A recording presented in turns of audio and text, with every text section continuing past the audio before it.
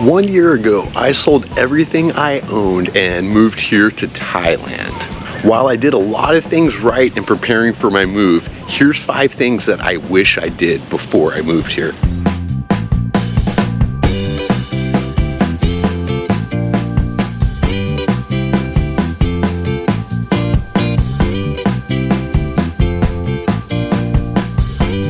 Good morning, everybody, and welcome to Pete on Retreat. There are 5 things that I wish I did before I moved here. Now, I should say I moved here from the US, and some of the things might be very much United States centric. I also asked around in some expat groups that I belong in about things that other people may have wished they did before they moved here. So I'll share their tips at the end of this video. Okay. Number 5, I wish I learned how to ride a scooter before I came to Thailand. Now, most viewers of my channel know that I'm what I call scooter shy. Pattaya is a crazy city to be driving a scooter around, and I really have no interest at all in getting a scooter here. But now that I'm starting to travel to some of the islands and some of the other cities, renting a scooter and having it to ride around is becoming more and more appealing to me. Plenty of people learn to ride once they get over here, but I feel like it's something that would have been easier for me to do back home. It probably would have been more expensive to do back home, to actually take legit lessons and everything. I'm actually looking at taking lessons here now, and I might take some in the next week or two. And that first thing leads us right into our second thing. Number 4, I wish I went ahead and got a motorcycle driver's license and an international learner's permit when I was back home. Again, these are things that you could do here, no problem. People do it all the time. In fact, you could use an agent to help you get your driver's license taken care of, and it probably makes the whole situation very easy. It's on my list of things to do, and I'm hoping to knock that out this month. At the same time, I feel like it would be easier to do back home, especially the international driver's permit. In case you don't know, an international driver's permit is basically an international driver's license. Many countries, I think all of the countries here in Southeast Asia, accept them as a driver's license. It's great for just being able to travel around and be able to legally drive wherever you go. It's not going to be hard for me to take care of it here, but it is going to take some effort on my part. I'm going to use an agent, of course. Whether or not to use an agent for getting your retirement visas, or for finding condos, or for getting an international driver's permit, that's the topic for a whole other video that I'd also like to put out at some time. So yeah, getting an international driver's license and getting a motorcycle license back in my home country of the US is something I kind of wish I did. All right, that brings us to number 3. This is a small one, but it's something that I think it's good advice for other people more than it is for myself, and it probably would have helped me a little bit, at least ease some anxieties. Number 3 is get a tourist visa in your home country before arriving in Thailand. Now, if you're just coming here for a trip of, less than 60 days, and especially less than 30 days, and you're coming from the US, then it's perfectly okay to just come on the visa exemption program. That means you could just come into Thailand without any visa whatsoever, and when you come here, they just give you a visa-like stamp in your passport for 30 days. You could easily extend that for another 30 days once you're here. My situation was a little bit different. I had looked a lot into the visa laws and looked into how long you could stay in Thailand without a visa before I came here, but as is often the case, information on the internet could be a little confusing, and I didn't quite have all of my math done right.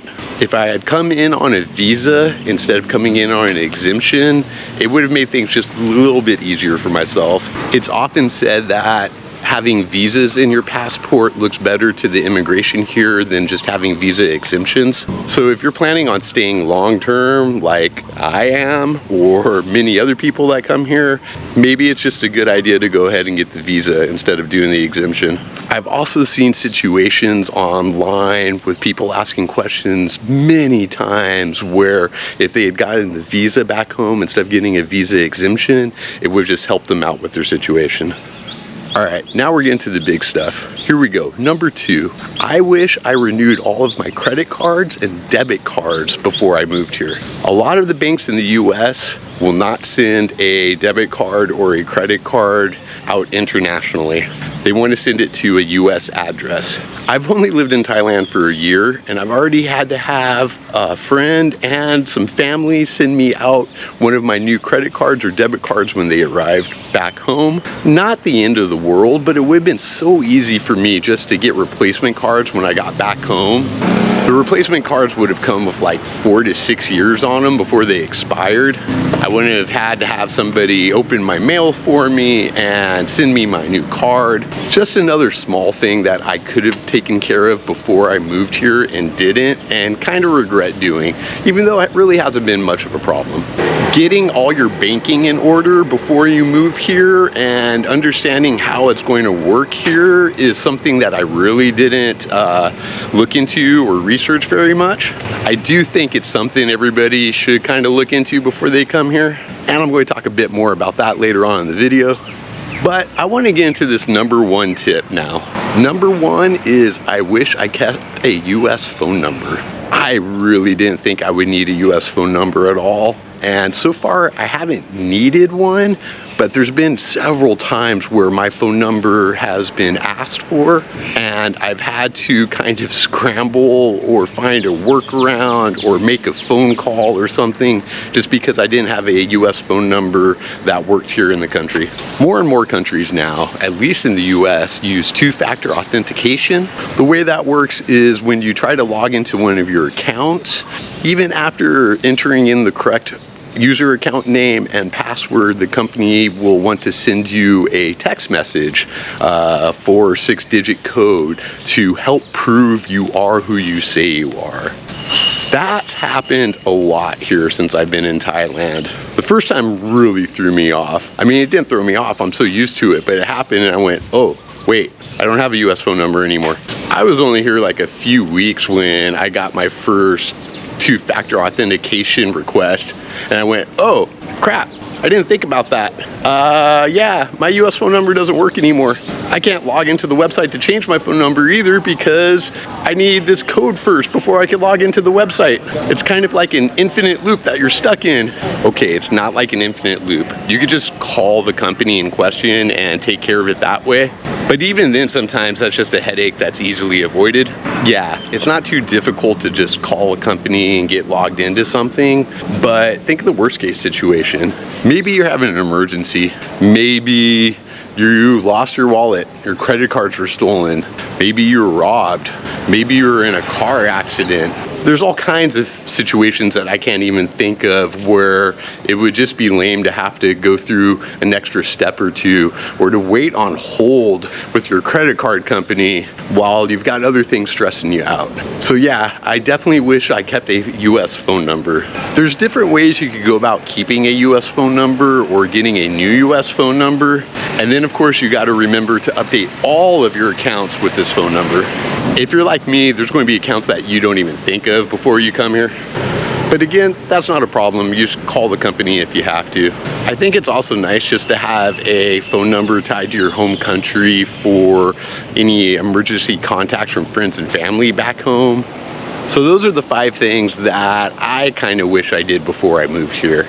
Now let's talk about some of the tips and other suggestions that were shared with me among the expat community here in Pattaya. Many people said, keep a phone number tied to your home country. Wow, shocker, it's like I should have asked that before I came here, huh? What's kind of cool, and it's something I'm going to look into, is people suggested different ways of doing so. Some of them I may not be able to do from here, but I'm going to work on getting a US phone number again soon. Some of the most popular answers were just get a phone with 2 SIM cards. That way you can keep your account back home. Now, I was with AT&T back home and paying way too much money. I didn't want to look into keeping them at all. I could not wait to get rid of that bill. There are services you could get that would allow you to get a US phone number. Now, in my experience and understanding, the most important reason to have a US or home phone number here is for two-factor authentication. Not all services services that give you a US phone number are going to allow you to get SMS messages through it. But from my understanding, two that do allow you to get SMS messages are Tello.com and Google Voice. I've talked to a lot of Americans who use Google Voice to keep a US phone number, and they've all said it works fine as far as getting SMS messages from your bank. It's probably the route I'm going to go. So yeah, you could get a phone with a dual SIM card, or you could get one of these services which are going to be free or really cheap.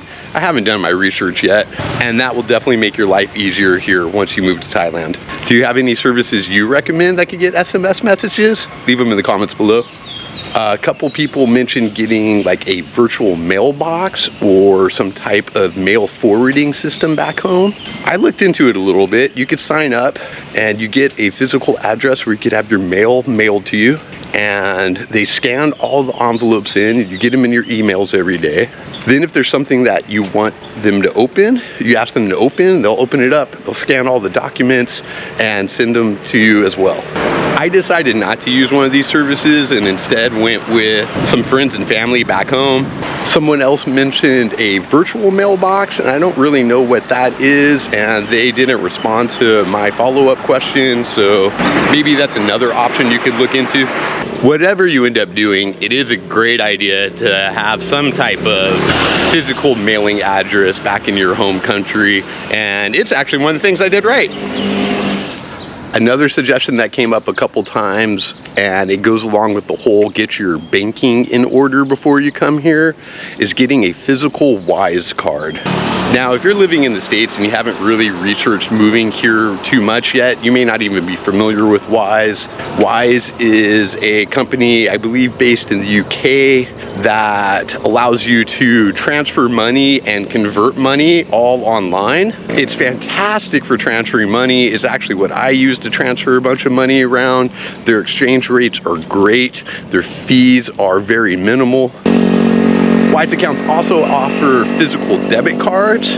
Many places in Thailand don't accept credit cards or debit cards, but they have a whole QR scan to pay process here. If you have a Thai bank account, you could use your Thai bank account to do the scan and pay, but it turns out the Wise card can also be used for scan and pay. And while we're talking about keeping your banking in order, many Americans use Charles Schwab checking because they reimburse all ATM fees. And I can personally attest to that. Every month, I get all my ATM fees refunded to me. Now, this next tip, I think, is another one that is US specific. It's something I didn't do and I didn't look into, probably because I was only 49 when I moved here, but somebody recommended setting up your Social Security online account before moving here. I'm assuming they said take care of that back home before coming here because of requirements like two-factor authentication or needing a physical mailing address, maybe needing a US phone number. Whatever it is, I'm sure I'll be able to navigate it around here, but it was suggested, so I mentioned it. If there's another reason why you should do that back home before coming here that I am not aware of, please leave that in the comments below. And then the last thing that was mentioned, which was mentioned by many people, I'm kind of all lumping it together, is looking into or just bringing your favorite toiletries with you, bringing vitamins with you, bringing your medications with you. For the most part, I find meds here in Thailand pretty dang affordable. I'm not using insurance for any meds here. It's not like I take a bunch. I have some allergy meds that I take pretty regularly. And then I take some things when my back is acting up. I'm happy to say my back's been very nice lately. Please keep being nice to me. Anything imported into Thailand is going to be pretty expensive. The import tax here is very high. It's 300% for cars. So yeah, if you buy an imported car here, you're going to pay 400% the sticker price. We're all kind of, creatures of comfort. We have things in our life that we're just kind of used to and that we like, and sometimes finding something new to replace it isn't what we want to do. Deodorant's one of these things. I can't get my stick deodorant here. Okay, I can get it, but it is not cheap. It's like $8 or $9, I think, through Lazada. Luckily, I found a much cheaper one that's only $2 and works perfectly fine for me. My lips don't get as chapped here as they did back home, but I can't find Burt's Bees lip balm here, and that's something that I'm just used to having back home. I've got my dad sending me a care package soon. It's going to have some Dungeons and Dragons stuff in it. Yeah, that's right. I'm getting ready to run a long campaign of Dungeons and Dragons here in my place in Thailand. So excited. One thing I should say is that the expat community here is overall pretty positive and helpful. If there's something that you're having a hard time finding, you can post it to one of the groups and you'll get a lot of answers.